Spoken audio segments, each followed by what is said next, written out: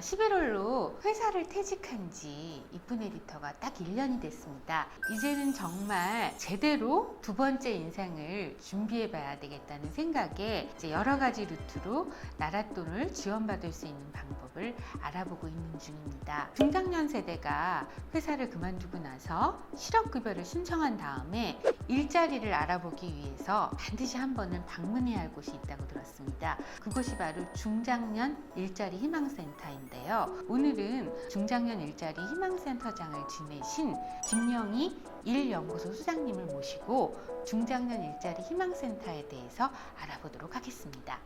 수장님 안녕하세요. 네, 안녕하세요.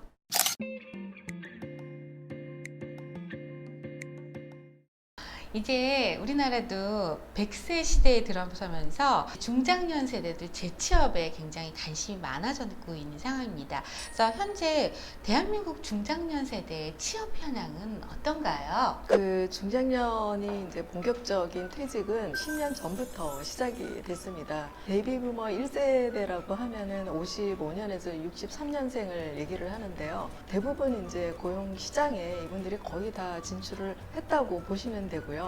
중장년들이 가장 선호하는 분야가 재취업인데 선호하는 것만큼 일자리도 부족하고 그다음에 경쟁이 심하기 때문에 지속적으로 이제 창직이라든지 사회적 일자리라든지 또 이렇게 새로운 직업들도 많이 나타나고 있습니다. 이제 중장년 세대가 재취업 일자리를 구할 때 가장 먼저 체크해야 될 사항이 뭘까요? 첫째는 중장년도 이제 재취업 활동을 하려고 하면은 연령별로 조금씩 차이가 있습니다. 40대, 50대, 60대로 이렇게 연령별로 재취업을 해야지 된다는 거고요. 두 번째는 정보가 80%예요. 굉장히 비중이 많이 예, 차지하거든요. 때문에 그 노사발전재단이라든지 정경련이라든지 상공회의소 이런 중장년 일자리 희망센터가 있습니다. 정보를 지원하는 이런 기관을 꼭 이분들이 좀 활용을 해야지 되는 거고요. 네네. 세 번째는 교육입니다. 퇴직한 이후에 꼭 한 번 이상은 받아야 될 교육이 있습니다. 그게 이제 이력서라든지 면접이라든지 재취업 스킬 교육이거든요. 네. 이분들이 솔직히 이렇게 역량이 떨어지는 분들은 아닙니다. 네. 전문성들이 다 있기 때문에 예. 이력서를 받으면은 이력서들도 거의 다 비슷비슷하세요. 하기 때문에 어디서 좀 승패를 보냐면은 내가 저 사람보다 얼마만큼 정보를 많이 갖냐. 그런 분들이 60이 넘더라도 네. 롱런하면서 오랫동안 일을 하시는 분들이 많습니다. 그리고 아까 수장님이 말씀하실 때 그 연령대에 따라서 조금 다르다고 네. 하셨는데 보통 이제 40에서 50대 중반까지는 자녀들이 어리잖아요. 네네. 그러니까 자녀도 어리고 들어갈 돈이 많다 예, 보니까 저는 이제 재취업을 좀 권해드리고 싶습니다. 예. 그 다음에 이제 50대 중반에서 60대까지는 아무래도 이제 노후 준비도 중요하잖아요. 예, 예. 재취업하기 또 쉽지가 않기 그쵸, 때문에 예. 그 창직이라든지 사회적 일자리라든지 예. 프리랜서 예. 그런 어떤 틈새 일자리들도 굉장히 많습니다. 아. 급여가 또 적을 수가 있기 때문에 8시간짜리 한 가지 일을 하기보다는 두세 가지 일을 투잡, 트리플 잡으로 이렇게 일을 하는 이 연령대는 자격증도 꼭 취득을 해야 됩니다. 예. 그래서 자격증이 있는 분들이 60대까지 또 일을 할 수 있는 확률도 또 많고요. 60대 이상일 경우에는 아무래도 일자리가 더 적기 때문에 정부에서 이제 지원하는 그런 일자리를 노려보는 것도 중요하지 않을까 이렇게 생각이 듭니다. 이곳은 어떤 취지로 설립된 네네. 곳인가요? 중장년 일자리 희망센터는 한 10년 정도 됐습니다. 그 고용노동부 사업이고요. 40세 이상 퇴직 및 퇴직 예정자들의 취업 지원을 위해서 이 센터가 이제 오픈이 됐고요. 서비스는 무료입니다. 예, 누구나 가서 네. 공짜로. 예. 네, 정경련, 상공회에서 노사발전재단, 경총해서 예. 경제단체 중심으로 이 센터가 운영이 되고요. 전국적으로 32개의 센터가 운영이 되고 있습니다. 예. 주요한 서비스라고 하면은 1대1 상담서부터 굉장히 중요한 거는 구인구직 알선이잖아요. 가면 일자리를 소개해 주는 네네. 건가요? 알선도 해주고 예. 상담도 해주고 예. 일자리 관련된 정보를 알려주는 다른 기관들이랑 봤을 때 가장 큰 차이점이 뭐가 있을까요? 실업급여를 주는 예. 고용센터 같은 경우에는 예. 주로 이제 사무직보다는 조금은 이제 서비스 직종, 그 서비스가 그쪽으로 좀 강화가 좀 되고요. 노인 일자리 센터는 이제 그 60대 중반 이상 되는 분들의 이제 그런 정보를 많이 제공을 해주고 있고요. 중장년 일자리 희망센터 같은 경우에는 중소기업이라든지 대기업이라든지 중견기업에서 이제 퇴직하신 그런 이제 사무직종의 어떤 중장년 분들이 좀 많이 옵니다. 센터가 이제 어떤 정보를 제공을 해주냐에 따라서 좀 센터가 구분이 돼요. 만약에 거기에 해당되면은 거기에 맞는 센터를 찾아가서 도움을 받는 게 더 이제 실질적인 도움이 되지 않을까 그렇게 생각이 됩니다. 혹시 그 여성분들 중에서도 일자리 관련된 정보나 어떤 그 지원을 원하시는 분들이 있다면 어느 쪽을 좀 활용을 하면 될까요? 그 중장년 일자리 희망센터는 남자가 거의 80%입니다. 여성분들도 물론 이제 이용할 수도 있겠지만 그 지역별로 여성 인력 개발 센터들이 운영을 하고 있어요.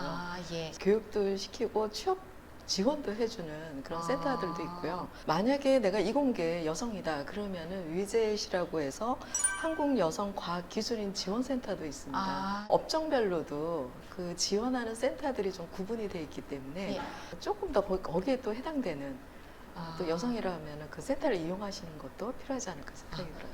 그러면 중장년 일자리 희망센터에서 정말 이 프로그램만은 꼭 한번 해봐야 된다 하는 그 추천하고 싶은 프로그램이 있다면 무엇일까요? 두 가지 추천을 해드리고 싶어요. 제도약 교육 프로그램이고요.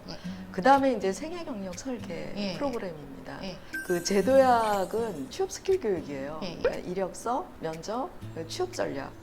이 교육 반드시 들으셔야 되고요. 재작년서부터 고용노동부에서 그 생애 경력 설계 프로그램이라고 있습니다. 이제 100세 시대를 살기 때문에 그 일보다는 이제 건강도 중요하고 또 이제 가정, 여가 또 이렇게 여러 가지 재무 이 6대 영역이 있습니다. 재취업에 성공하시는 분의 사례 혹시 기억나는 게 있으시다면 좀 소개를 해주세요. 저희 센터에 온 게 50대 후반에 오셨어요. 원래는 이제 대기업에 다니셨던 분이신데 퇴직한 이후에 창업을 했다가 실패를 하셨어요. 그리고 2년 동안 그 주차 관리를 하셨던 분이시거든요. 항상 생각하는 게 사람을 교육하고 강의하는 일을 늘상 하고 싶다는 생각을 하고 계셨던 분인데 저희 센터에 방문을 하셨습니다. 그래서 이제 저희 직원하고 같이 이제 상담을 하면서 직업 상담사를 좀 취득하는 게 어떠시냐 해서 추천을 드렸어요. 그 이후에 직업 상담사 자격증을 땄는데 사실은 자격증만 땄다고 해서 취업되는 거는 쉽지 않거든요.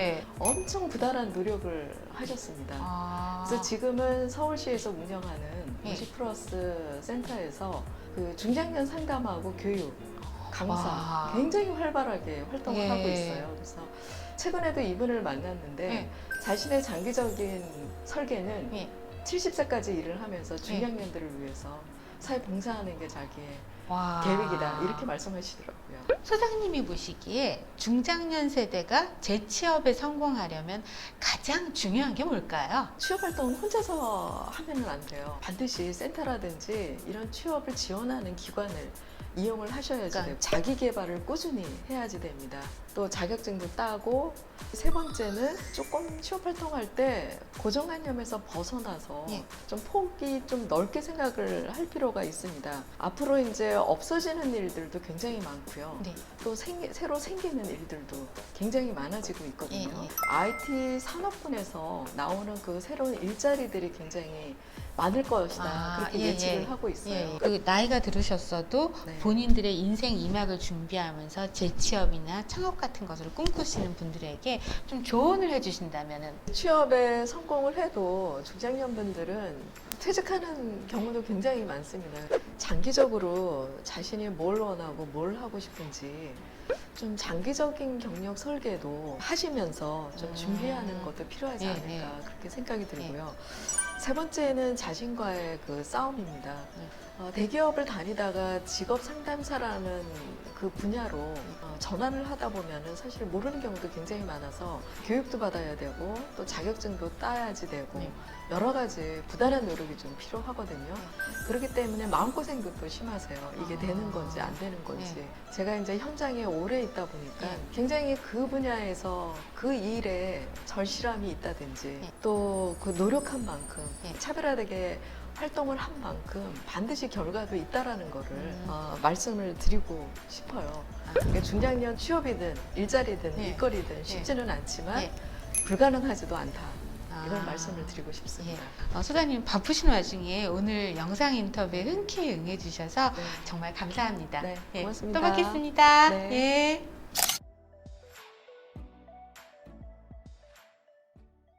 전 중장년 일자리 희망센터장을 역임하셨던 김영희 일연구소 소장님을 모시고 중장년 세대가 궁금해하는 그 일자리에 관련해서 중장년 일자리 희망센터가 어떤 프로그램을 갖고 있는지 그리고 어떻게 활용하면 좋은지에 대해서 여러분들에게 소개해드렸습니다. 그럼 다음 시간에는 이쁜 에디터가 직접 중장년 일자리 희망센터를 방문해서 체험해본 그 방문기를 여러분께 소개해드리려고 합니다. 이쁜 에디터는 여러분들의 좋아요, 그다음에 응원, 공감의 댓글에 힘을 내서 열심히 취재할 수 있을 것 같습니다. 다음 시간에 뵙겠습니다. 안녕히 계세요.